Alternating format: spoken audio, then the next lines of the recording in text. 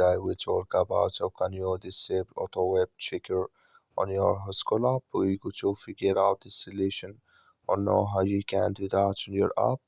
So you just follow these ways, then it's going to work with you. So all you have to do, you just go here, you go above this sign, click on it here.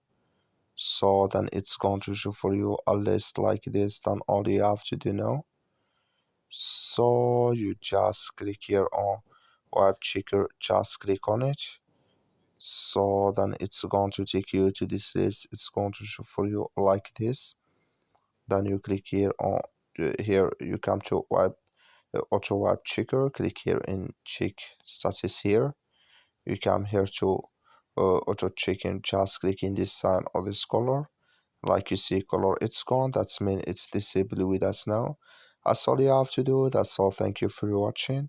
Don't forget to support us by liking, subscribe.